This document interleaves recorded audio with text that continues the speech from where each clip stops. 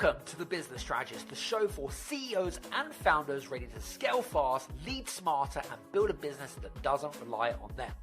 I'm Adam Strong, award-winning strategist, former elite athlete, international speaker, and 3 times best-selling author. After 3 decades in business, I know exactly what it takes to grow, scale, and exit with impact. Each week, I dive into real conversations with industry experts, bold entrepreneurs, and clients navigating the uphill struggles of business, giving you the tools, the strategies to create more profit, more freedom, and more impact. Let's get into it. What's the real competitive advantage now? Smarter AI or more deeply human leadership? Now, if you're a founder or a leader trying to scale, you're being told to plug into AI into everything, into your ops, into your sales, even into your decision making. The message is very, very loud and clear. More faster, cut costs, do more with less, right? But there's a bit where nobody is really talking about. So while you're optimizing all this lovely AI, what's happening to your people? What's happening to trust? What's happening to culture? Now, today we're talking about the human edge in an AI world, why your humanistic leadership might be what keeps you ahead. All right. Even as AI transforms the way that we work in a day-to-day basis. My guest today is the amazing Chris March. Now, Chris is an executive coach. He's a former COO and he's a leadership strategist.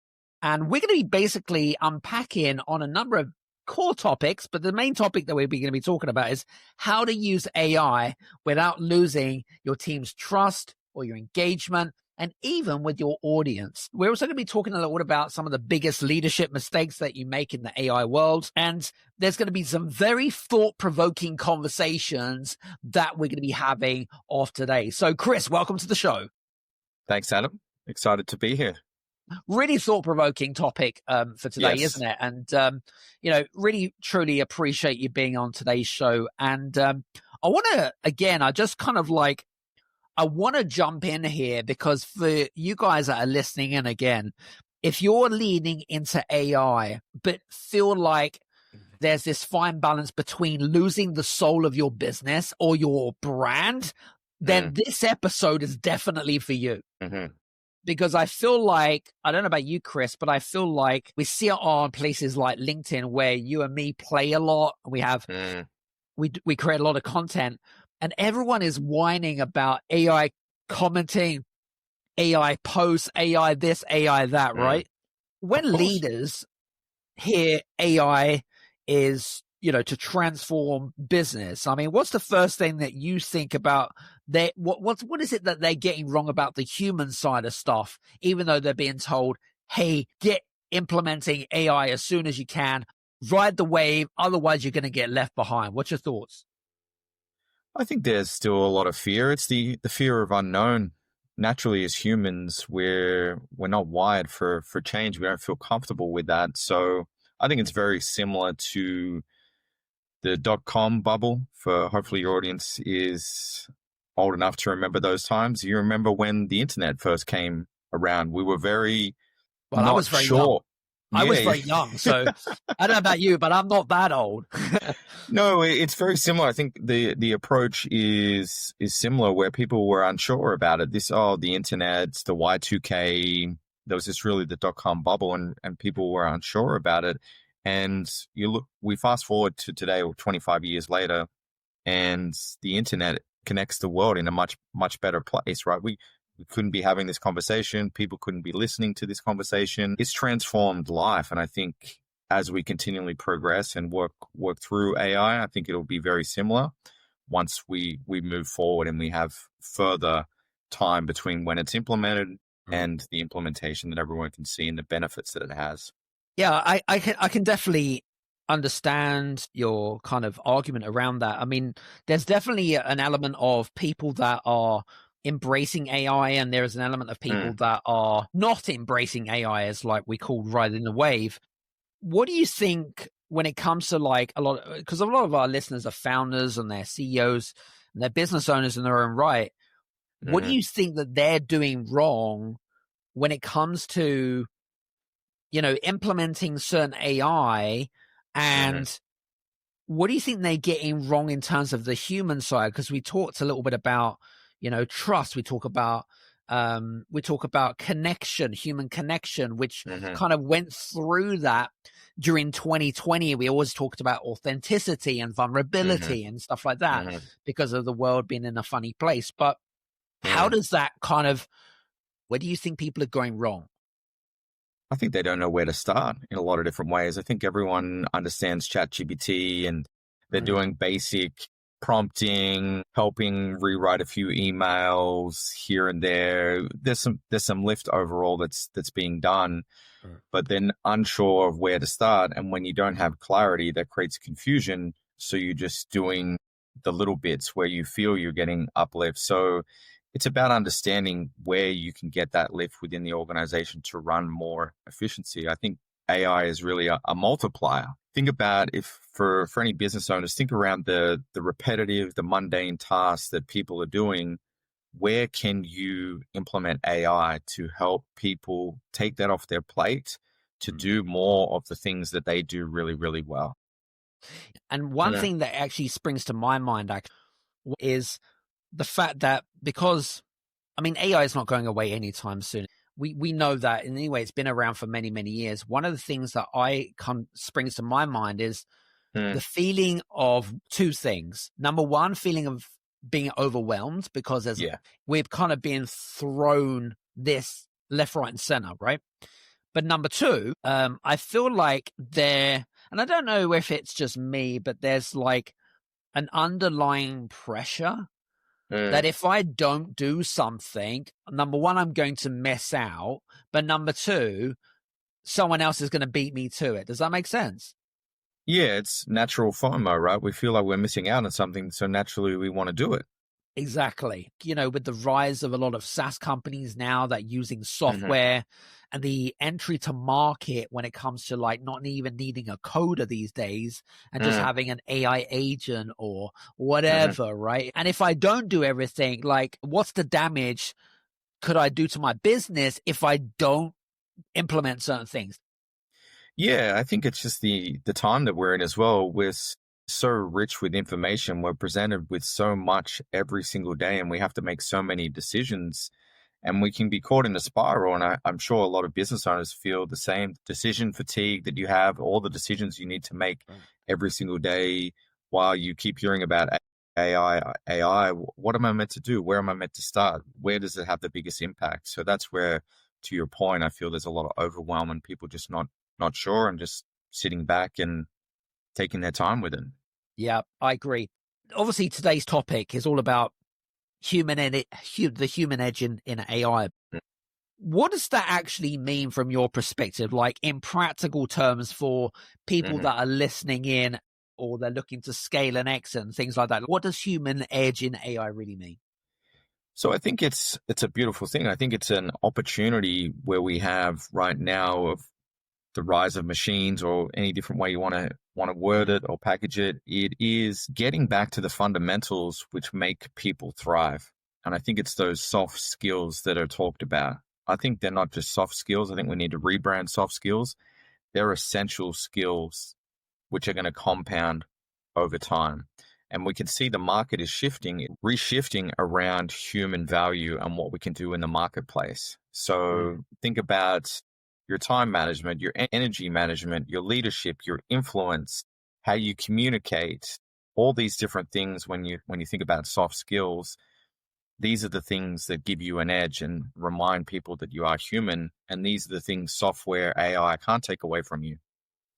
Yeah, I think you're right. We talked a little bit about, how you communicate and how you message. And there's this kind of what I call authenticity, if you want to call it, about you as a personality, the character, the demeanor. I think kind of like the human makeover. Yeah, these are the things that can't be taken away from. And you think about AI right now, AI is not end to end. It still needs prompting, right? It still needs some human in the loop aspect as well. True. You need that oversight from a human perspective to guide the tool. Do you feel like, from your perspective, with working with businesses that are implementing this sort of stuff, and obviously you're consulting and giving people frameworks around this, But do you feel like they're using AI?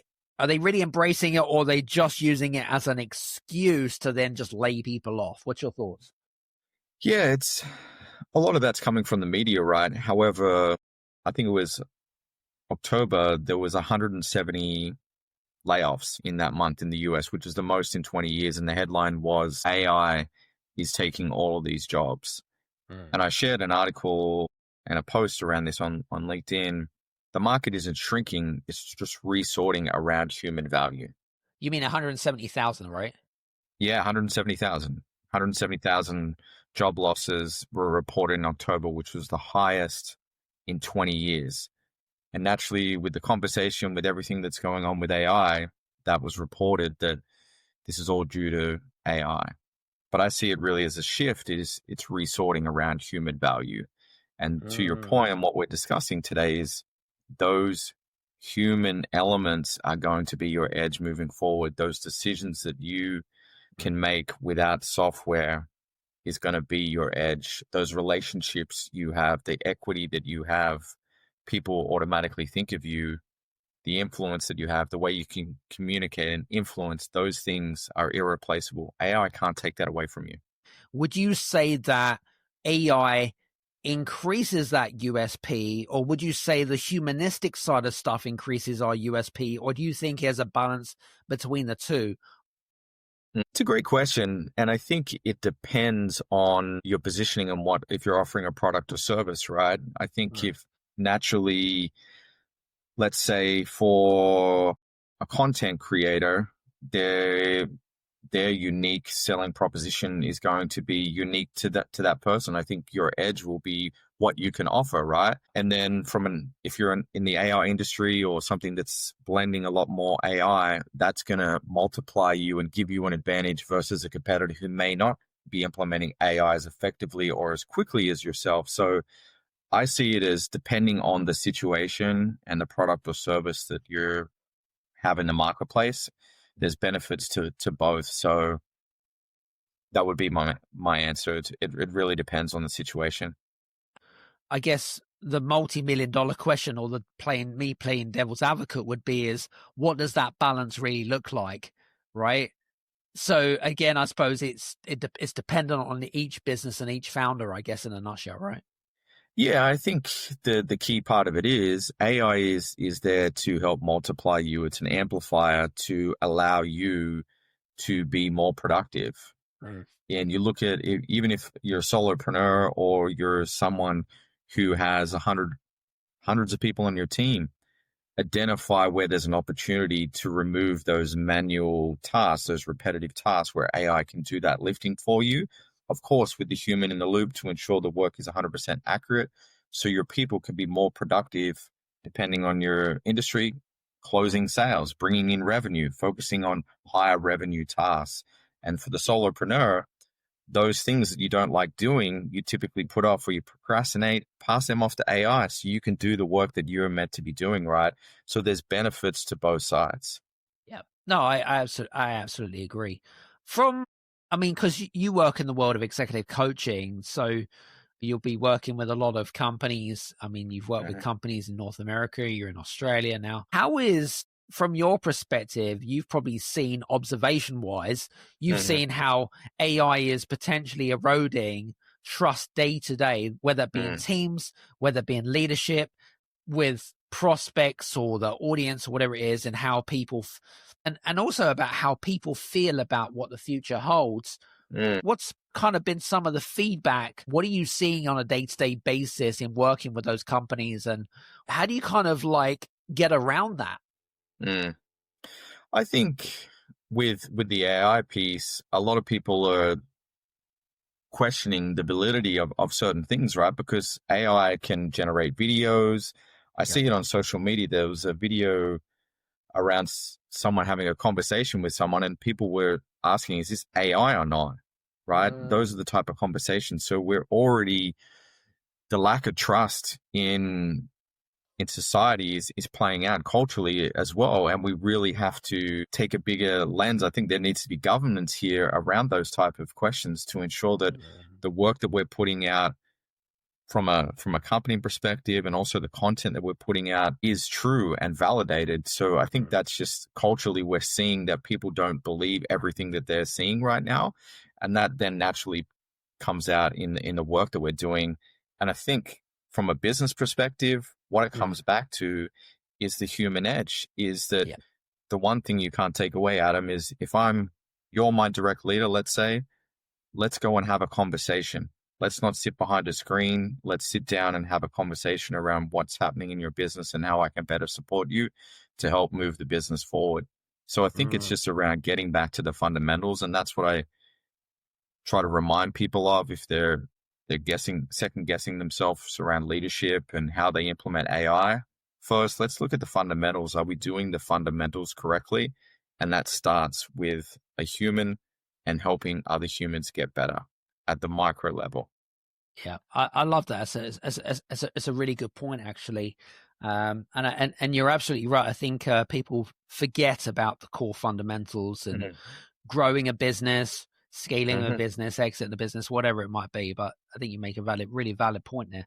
I wrote down here, actually, I want to kind of shift my conversation because, I mean, listen, we both create regular content on places like LinkedIn, which we absolutely love, of course.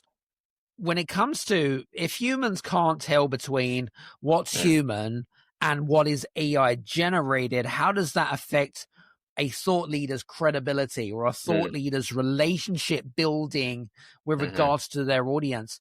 If you've got any tactics or any skills that you potentially use with yourself, what does that look like?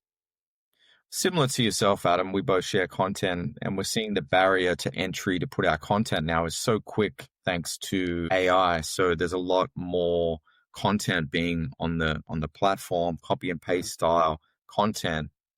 And I think naturally it's really important for you to stand out by doing content which resonates with you. I think the content that does really well is the ones that people can't Google, right? If you're giving how to do certain things, just generic advice, let's say in leadership, 7 ways to approach a meeting, people are resonating more with personal stories, struggles, coming back to your authentic. One of my best performing posts was a post that I shared earlier this year when I moved back to Australia and the challenges that I had around moving back after being overseas for such a long period of time, the reverse cultural shock. And that was just me just sharing my thoughts. That's something that AI cannot come up with. So I think there's a great opportunity for anyone who's sharing content, listening. Think about the struggles that you have, wins that you've had every single week, right? 2 or 3 different things that you've had or conversations with your team, and share a post about it. Share a post. You can remove the names and just say, I had this conversation or these things happen. This is what I'm seeing. Write about the personal experiences. That's the type of content that is going to stand out in the marketplace moving forward because there's just too much of everything else, which is copy and paste. Are you planning to sell your business in the next 3 to 5 years? Then you already know it's not just about finding a buyer. It's about actually protecting what you've actually built. That's where our sponsor, Adam Benedict, comes in. They're one of the leading premier M&A legal firms trusted by founders to simplify complex exits, protect value, and deliver results. Now, if you want a smart, smoother, and strategic exit, visit adambenedict.co.uk. This episode is brought to you by Nespresso. Gift magical mornings with Nespresso Virtuo Pop. Compact and stylish, Virtuo Pop is made to meet every morning coffee craving. From espresso to coffee, hot or iced, at the click of a button. And celebrate the season with Nespresso's limited edition coffee flavors. Sweet almond and hibiscus, cinnamon and candied tamarind, and festive double espresso. Magic in the making. Shop the holiday gift collection exclusively at Nespresso.com. Yeah. Oh my God. I so agree on that. I don't know. It's kind of like, especially with people that do create content out there, is that everyone seems to be following the same, I don't know, the same templates, if you want to call it that, or the same structure, or, you know what I'm saying? Like they seem to be doing the same thing. And like, I'm thinking to myself, no, I want to kind of create my own thing, But again, it's kind of like where this kind of gratification comes from, where I want to do this because everyone else is doing it and it's working and it's leading to this. So if they're doing it, then maybe I should do it. So there's this kind of what I call copy and paste model, which is happening, right? It's like a debate going on in my mind where I feel like, should I do what these guys are doing, or should I do what I want to do, which is what you had highlighted? How do you get around that? I mean, you gave a great example of one of your personal stories. How do you kind of, answer that question in your subconscious mind? Yeah, so I've got a good example. So I committed 2 years ago to sharing my ideas on LinkedIn. Yep. Roughly about 2 years ago today, I wanted to focus on my personal brand. And for the first year, all I was focused on, and this was my own fault looking back in hindsight, I was just chasing going viral. Going viral. All I wanted to do was go viral. Focusing on content. If anyone who's been on LinkedIn, you'll remember infographics were really big in 2024.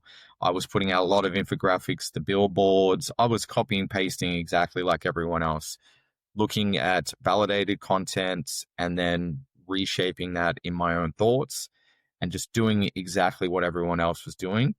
And I went viral a couple of times. It was great. I was really, really focused on followers myself, just that everything was around how many reposts can I get? How many new followers can I get?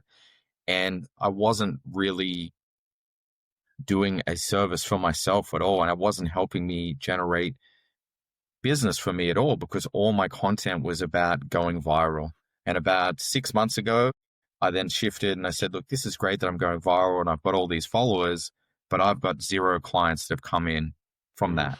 Very minimal clients. Yes, I got a few speaking opportunities, some paid posts, but overall, it's just the content isn't resonating. And now it's funny, since I've shifted in the last 6 months where I'm just focusing on delivering good content, sharing thoughts from my own experiences, what I'm seeing in the world. I don't focus on getting reposts. I don't ask for them. I've completely changed the way I post. I don't even ask for people to comment. And the moment you stop focusing on those things and just try and focus on delivering content, things have shifted and it's performing a lot better. And it's just a much more comfortable conversation. And I feel much more confident on the way that I approach content now on LinkedIn. Interesting. I love that. Thanks very much for sharing that experience. That's great. Yeah. So I see so many people chasing the metrics and they're so obsessed about going viral, like you had kind of rightly pointed out. So what you're basically saying to me is, Adam, I don't chase metrics anymore. I just focus on what's like aligned to me. What you're seeing, like off the back of that, what are you seeing what's the results off the back of that? I'm not focused on metrics. I'm not looking at how many reposts, how many likes that I've got. I'm detaching myself from the situation and I'm just sharing content which I feel resonates and aligns with my ideal customer profile to engage and get them thinking of some of the pain points that they're going through and different things that they're going through to help drive a conversation ultimately, and also just sharing different things that I'm seeing in the world. I'm passionate about leadership. I'm passionate about the future of work. So I want to be part of those conversations and share my insights from what I'm seeing. So it's enjoyable and I just try to have fun with it, which is the main thing. I don't know about you, but one of the things that, and listen, I'll be guilty as charged on this one as well, especially at the very beginning when you're trying to kind of learn about how, not just how AI works, but one of the things that I feel really it needs to be education more than anything else is this kind of like ideology that AI is to replace our thinking. Now, AI is obviously, it's trying to learn more about us as human beings as society goes along. And there's nothing wrong with that. Yeah. But I feel like, especially founders and business owners that are always looking for a shortcut to success. And so using AI to replace their train of thought is like kind of that downfall.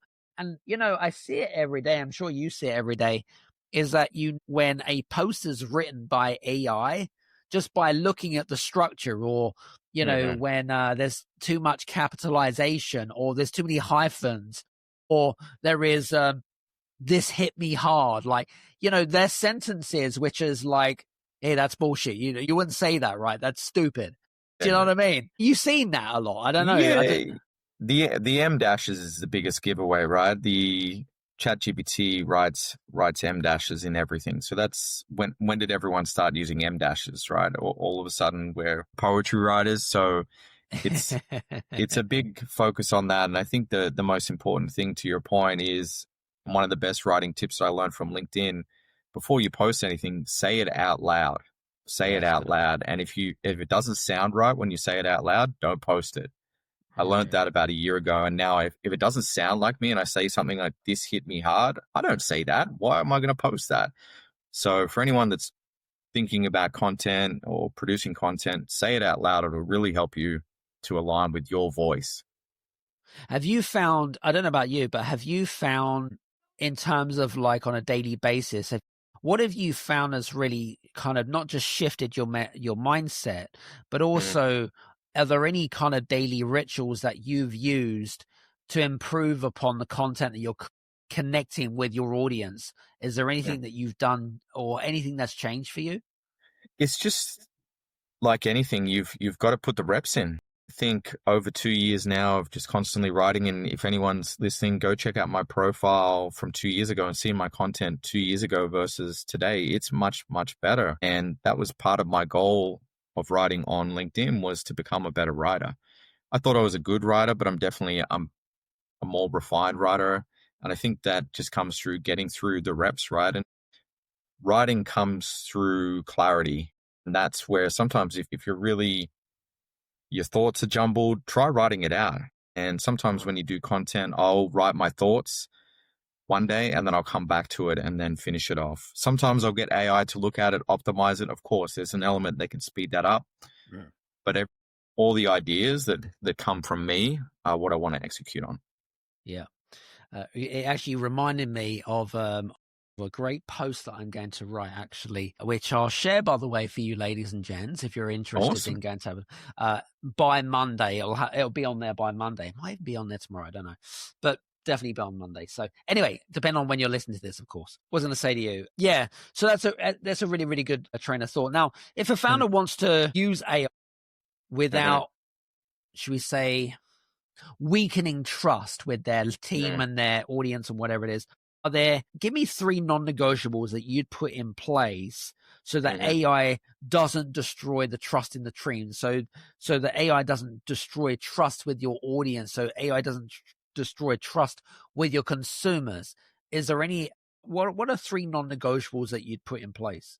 Firstly, you'd want to create the education, the awareness around why you're going to be using AI. And I think the second, you want to have the educational and awareness firstly to make sure for your own internal team perspective that everyone understands the why behind it, why we're going to be using AI, and ensure that you enable all questions, get everyone on board so everyone can be part of that journey.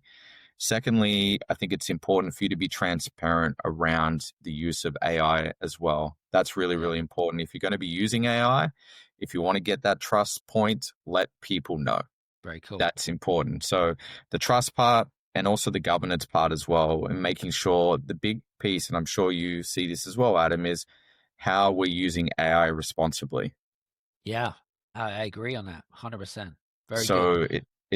There's 3 parts: the education, the transparency, and also the governance side of things. Yeah. With regards to brand building, and because I mean, building brand is kind of like a little bit like building a masterpiece Lego set, right? Yeah. You know, it's kind of like brick by brick, and I'm sure you remember that when you were a kid. Yes. What, from your perspective, I mean, you're constantly building your brand, whether it be on platforms like LinkedIn, for example, and whatever it is. Is there any advice that you have for our listeners in particular around using, in terms of what you're doing in terms of building your brand, whether it be with AI or without AI? Are there any tips around that? AI is good if you're ever, the beautiful thing about AI is if you're ever stuck on ideas, it's really good for ideation. Yeah. So we live in an opportunity time where you have access to all trending topics, what's being spoken about. So depending on your different niche, have a look what's being talked about and give your spin on that. A simple thing that I do, not sure if any other listeners do this, I set up Google alerts for keywords that I speak about. So leadership, executive coaching, performance coaching. And I look at those different topics at the end of each week and I see if there's anything there that I want to talk about. And I could use those articles to give my spin on that as well. So use those tools that are available to you to create ideas. A lot of people always say, I don't know what I want to talk about. Okay, so let's break that down. What do you feel most passionate about? Whatever that is, pick that topic and then search subtopics based on that topic that you love talking about, and then go find what's being spoken about and add your spin to that. So simple, but so effective. Yeah, I like that's a good tip, that one. What I found particularly good is using places like Reddit. Yes, good. Reddit's great. I mean, a lot of the LLMs use places like Reddit for research and sourcing and stuff like that. Reddit is so underestimated. To me, it's just like one big blog post in a way. Yeah. It's or forum. That's what I meant. Good conversations happening there. Do you use any sort of simple checklists or frameworks for leads that you advise some of your clients on? So it depends on what function they're looking for support in. The most simple one that comes up a lot, and I'm hearing with different people that I work with, is email. Email is a natural one. Either you've got a VA who supports you with that, or there's a lot of great AI tools out there. Fixer AI is one of the most prevalent ones right now. Yeah, Adam's shaking his head. He knows that there's great tools out there to help identify where you can get the biggest lift. So I think it's really important. And a lot of the conversations that I focus on is, where are you spending a lot of your time? Where's the low value work that you're doing in technician mode? What you need to be focusing on is the high value work. The strategic work is going to help move the business forward. So let's do an audit of where you're spending your time firstly. And I'm sure in most cases, as I'm familiar with, you're spending too much time doing the technical tasks, which isn't the best use of your time. And if you look at your job description, I'm sure that's not listed in the job description. So you could take that on yourself and then work on that with your management team and then filter that down through the organization as well. Beautiful. Is there any resources that you'd recommend for some of our listeners and they're like thinking, that's probably a good idea. Where should I start with all this? Yeah, so the time audit is something that I would recommend if you're always stressed or feel overwhelmed or not sure where you're spending a lot of your time. You're probably leaking time. So have a look at conducting a time audit. That's a really, really good tool. There's a lot of good ones. I can share one with you afterwards, Adam. I don't have them top of mind, but if you Google time audit, there's a bunch of different tools that will come up which are available to you. And I'd recommend a couple of weeks of data, and you will be surprised if you sit down and actually track the time that you're spending from a day to day. I can almost guarantee you, if everyone does that over a 2 to 3 week span, there's at least 10 hours a week that you can get back. Interesting. Love that. There's a good tip there. Now, I want to kind of move into the next part of our conversation. What we'd love to do on this show, Chris, is kind of an element of coaching. Maybe I could share some concerns around this kind of humanistic side of stuff. Yeah. In terms of like, where do you want to start from a coaching perspective? If you're sitting down with a client or a customer, they have concerns about this whole kind of humanistic side of stuff into AI and how to implement it, where should we start with that? Adam, tell me, when you think about AI, what's the first thing that comes to mind and why? Ooh, well, really, in a nutshell, the first thing that came to my mind when I first came across AI was Skynet from Terminator. In all honesty, it really was. I mean, obviously, that's obviously evolved now, but that was the first thing that came to my mind. AI learns from everything. But yeah, I actually watched Terminator the other day. But anyway, so yeah, but that's what comes to my mind. And why does it come to mind? Because that's kind of like how I perceptually see AI. It's kind of like it's constantly learning about us. which from the scary perspective is like it wants to become us. And then, well, then who are we as human beings? Gets me to answer a question around that. What's our purpose of human beings if we've got AI type of thing? That's kind of, again, I suppose a fear I have. And to build on the fear element, what's the biggest fear that you have if you were to sum it up in a sentence when it comes to AI? I don't want to become redundant. Mm.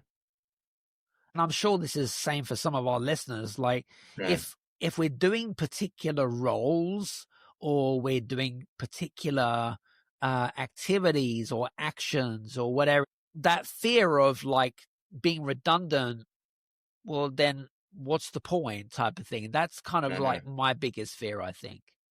Conversely, if everything went well with AI from your perspective, how do you envision it? It's a good question. I mean, the things that we spoke about today, around the whole kind of like increase in productivity, using the mundane stuff. I think I don't want AI to replace me. I don't think it ever will replace me. I don't want it to replace me. I just want it to improve my train of thought and complement what we do. But again, I don't feel like it can replace personal stories, experiences, conversations. Hey, and guess what? AI doesn't have feelings either. You know?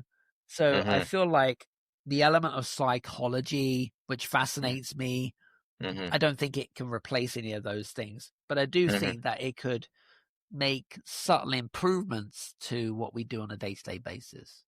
And when you think about your life, you said it can improve from a day-to-day basis, improve life. So when you think about your life, Adam, where do you think you can improve your life immediately today? If you were to walk away? I mean, the way that we use AI at the moment, so full disclosure for you guys that are listening in, by the way, I think for me is I like to use AI to leverage to make things easier. So let me give you an example.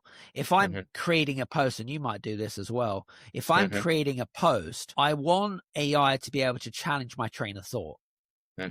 I want it to be able to not correct me, but I want it to ask questions and say, well, why is that the case? How do you know it to be true? Why is it true? So, and again, I feel like using AI in that way will help me to become a better writer. It will help me to become a better connector. It will help me to challenge the status quo, if that makes sense. Yep. So for me, I'm using AI right now as a way to improve upon our culture, to improve upon our business, and to really kind of complement and not see it as a disadvantage. Yeah. Does it make sense to you? I think so. But yeah. So I hope that answers your question, by the way. Yes. And it's interesting. I read an article the other day around AI. If you actually speak to it directly versus nicely, don't be pleasant with AI. Be very direct, almost abusive in a lot of ways. Just don't say please, thank you. It'll give you better outputs as well. Yeah. Well, actually, that is correct, because we were speaking with Charlie Hills. Charlie's over on LinkedIn, of course. He's got over 170,000 followers. But Charlie talked about this, and we were having this, I suppose, this healthy debate around saying please and thank you in your AI conversation. He goes, don't bother. It takes up more energy, and actually you get no better output than input. So 100%. Park that to one side, ladies and gents. I've been using AI for a substantial amount of time anyway, but I think because it's amplified much bigger now, the last sort of 18 months in particular, I feel like as it is accelerating, we are going to continue to leverage AI in a good way. But again, I feel like there are still quite a few businesses that are very behind, especially the small businesses. The way that I see this as well, Chris, is that I see this as a great competitive edge. Let me give you some context here. So we've got all these big companies that are laying employees off. They're blaming AI. It's bullshit, really. But really, for the small business owner, I think that provides a really, really useful USP, because While the big companies are being distracted of layoffs, redundancies, and whatever it is, how does that help the small business owner, right? Well, it helps them hugely because it helps them to tap into markets that you weren't able to tap in before.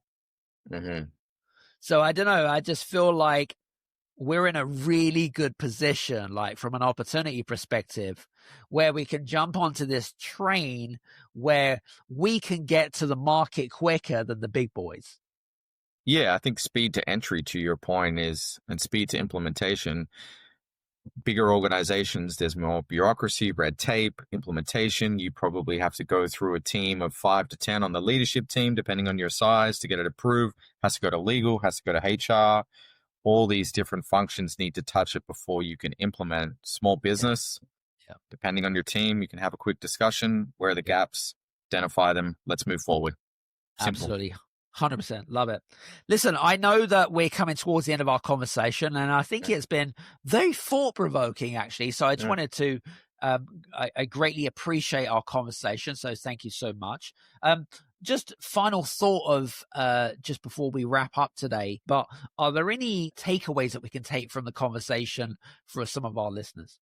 The key thing around this is to remain human. Humanity is going to be your edge. Think about the things that we've discussed, the emotional intelligence, the experience. Large language models are trained. They don't have the experience, depending on if you've been here for 20, 30, 40, 50 years. Leverage that experience because they don't have that.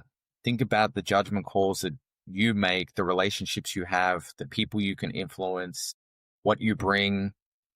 There's so many things. Think about those soft skills. Really think about those soft skills and how you can leverage them. They're not soft skills.